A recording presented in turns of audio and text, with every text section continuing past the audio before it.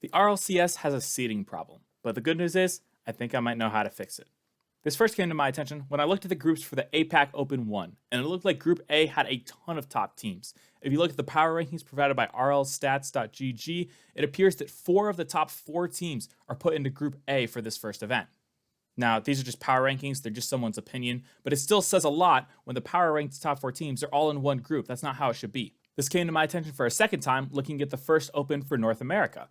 You had a quadrant with Gen G, Energy, Strictly Business, and Space Station, and one of those teams was guaranteed to go out 13th through 16th. Now, you might be thinking, what the heck is Energy doing with the 8th seed, and why is Strictly Business rated so high? But this was a Strictly Business that had come off of beating Energy in the Swiss stage, and Energy I have just no explanation for. They were just really bad on the day. But truthfully, I do believe that all 4 of these teams have top 6 potential, and it was a shame that one of them was guaranteed to go out 13th through 16th. However, this weekend we are going to be faced with an absolute group of death, and it's the worst one I've ever seen in any sport that I've ever covered. And that's Group A of South America. Group A consists of Furia, Secret, Nova Savi, Godfidence, Moonrise, and Blazer. And if those teams sound familiar, that's because those are your top 6 teams in South America. Mind you, only 4 teams get out of this group. So 2 teams that got top 6 are guaranteed to not make top 8 this event. Now you might be wondering, how did we get here? And a little bit of it is unexpected results happening in the Swiss, right? But I still think there are ways that coming out of the Swiss, these events can be seeded better in order to provide more fair matchups for all the teams involved. Because let's be clear about something. Swiss results, no matter where you come out of it, in no way make an excuse for this bad of a Group A.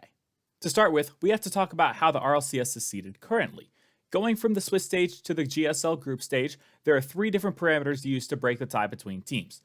The first one is your final placement from the Swiss stage of that event. The second one is your Buchholz score. And the third one is your initial seed from the Open overall. This essentially means that whoever comes out of the Swiss stage with the 1 seed in Swiss A and whoever comes out of the Swiss stage with the 1 seed of Swiss B are matched up against each other. And whoever has the higher Buchholz score goes with the 1 seed and the lower one goes with the 2 seed. Then you go down and do the same thing for the 2 seeds coming out of the Swiss, then the 3 seeds going all the way down to the 8 seeds. This graphic, made by Cody VRL, he's the guy who does the spreadsheets, massive shout out, breaks down exactly how the first Open was seeded for North America. As you can see, the teams in blue had the higher Buchholz score for their Swiss finish, and the teams in green had the lower one. Now this is where things get a little bit more complicated. Normally, you want your highest seed to be facing your lowest seed in order to have a little bit more parity in the bracket. However, this becomes more of a priority when you get to the playoffs rather than the group stage. You wouldn't want your playoffs being the 1 versus 3 seed and the 2 versus 4 seed. You want that to be 1 versus 4 and 2 versus 3. However, considering the way that we're playing the GSL groups, you need it so that the groups are 1, 3, 5, and 7 so that you don't just get rematches going from the group stage to the playoff stage.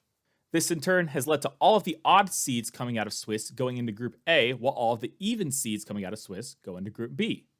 Now, while in the grand scheme of things that doesn't seem like it makes that much of a difference, what it is doing is it means if you have a higher Buchholz score in comparison to your counterpart from the other Swiss, then you're going into Group A. And if you have the lower one, you're going into Group B. This means that everyone in the Swiss who had a tougher strength of schedule is going into the same Group A, while everyone with an easier strength of schedule is going into Group B. Not only that, it's actually made worse by the fact that we're separating them by their Swiss finish and not just their overall record. If you look at Strictly Business and 9 Lives, Strictly Business had a Buchholz score of 3 coming out of the Swiss, while 9 Lives had a Buchholz score of 2.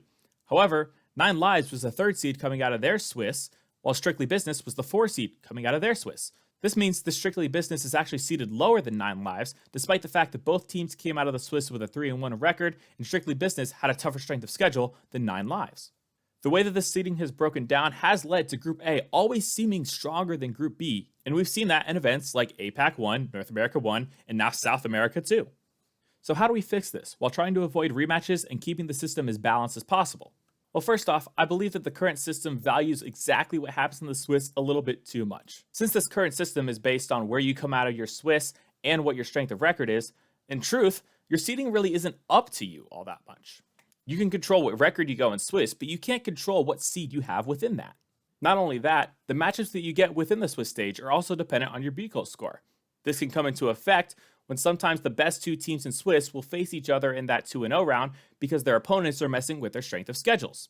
We actually saw this in the first OCE Open of the year, as 2 of the best teams in one of their Swiss stages, TSM and Power, ended up facing against each other in the 2-0 round because one of their opponents was doing worse than expected. Now, if your takeaway from this is that basing everything off strength of schedule isn't the way to go, I completely understand that. I might have that opinion myself. However, for argument's sake, let's say we stick with the Buchholz system because that's what we've determined is going to be used for seeding this year. If we stick with Buchholz, what's the best way forward in order to get more fair main events? For that, I have my main event seeding proposal. This is where we try to fix it. The first thing to break the tie in the seeding is your Swiss record. It only depends on if you went 3-0, 3-1, or 3-2. None of this, are you first or second, are you third or fifth, just whatever your record is coming out of Swiss, that's the first indicator of your seed. Doing this still makes it so that it's important to go through the Swiss with a certain record rather than just saying if you're in, you're in. You don't want to lose all credibility with the Swiss, where it doesn't matter if you go 3-0 or 3-2. You want some incentive for teams to go through perfectly. And so making this the first tiebreaker makes it so that you're still aiming to go 3-0 instead of let's just make top 8. The second tiebreaker would be the amount of RLCS points you have. Now, this really wouldn't apply to the first events of the year. However, I'm mainly thinking of the South American second event where all the teams in the top 6 are in one group. Using the RLCS points as your second tiebreaker makes it so that you still have the importance with the Swiss with the overall one, but then it really matters what you've done throughout the rest of the year in terms of where you're going to be seated. The third tiebreaker is your Buchholz score. So if teams are tied on RLCS points and its Swiss record, it would go down to their strength of record in that Swiss stage. I think this is a fair point to bring this into it. And the fourth is the initial seed, very similar to what we see now. Along with these changes, I've also decided to switch which seeds go into which group. Now, I understand in order to have 1 versus 4 and 2 versus 3 in the playoffs, we need seeds 1, 3, 5, and 7 to all go into Group A. However, this doesn't necessarily need to apply for teams that aren't going to make the top 8, so I've decided to move seeds 9, 11, 13, and 15 over to Group B. This means you'll still have your classic, 1 versus 16, 5 versus 12, 3 versus 14, the kind of matchups and seedings that you see in March Madness. And the reason this can be done is because if any of those teams win, it's an upset, and it already throws off the way the seeding works anyways. Truthfully, not all of the odd seeds need to be in Group A in order for the seeding to work out for the AFL bracket. Just the top 4 odd seeds. That's why I've moved the other ones over to Group B. These should balance out the groups more, including this puts the best team that went 3-2 over into Group B. Now, if we were to use this method, it really wouldn't change much for the first events. However, if we look at the APAC 1 groups, these look a little bit more balanced. The main reason these APAC groups look different is because I made a key distinction with my tiebreakers that the old system doesn't use. With the old system, we're looking at the exact seed you come out of Swiss with. With my system, we're just looking at the record. In the first APAC event, both teams coming out of the A Swiss stage had a higher Buchholz score than the teams coming out of the B Swiss stage. With the old system, despite the fact that the 2 seed out of Swiss A had a higher Buchholz score than the 1 seed out of Swiss B, the 1 seed out of Swiss B had the higher seed in the event because they came out of their Swiss stage as the 1 seed. With my system, this gives Sensa the 2nd seed for having the second highest strength of schedule. This puts them in Group B and out of the group of death known as Group A.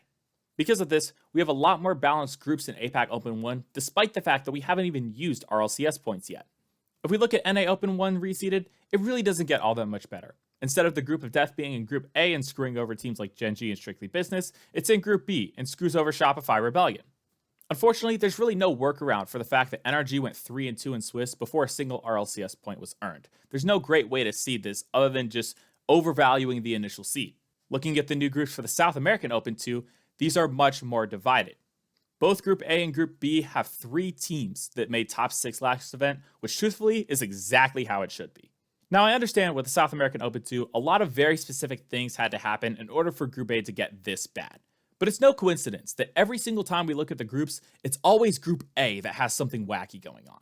The fact that every single team that had a tougher strength of schedule goes into Group A makes it so that that group is most likely always going to be the more difficult one. I think if nothing else, that needs to be fixed. Move 9, 11, 13, and 15 seeds over to Group B. Because if not, you're always going to see your best team that went 3-0, your best team that went 3-1, and your best team that went 3-2, all in Group A. And with a system already so fragile that you could see the best 2 teams in a Swiss stage match up in the 2-0 round because their opponents sucked more than average, we need a little bit more security for the top teams.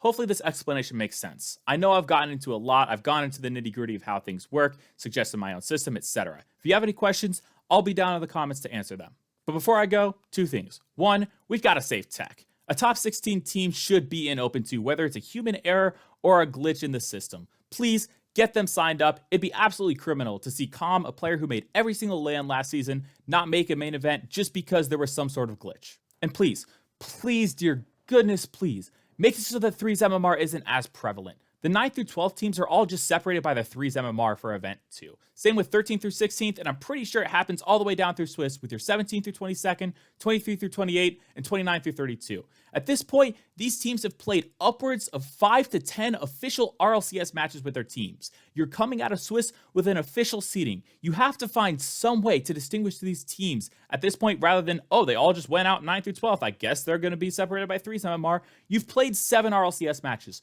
Find something in there to seed them rather than just their 3's rank. I'm tired of it.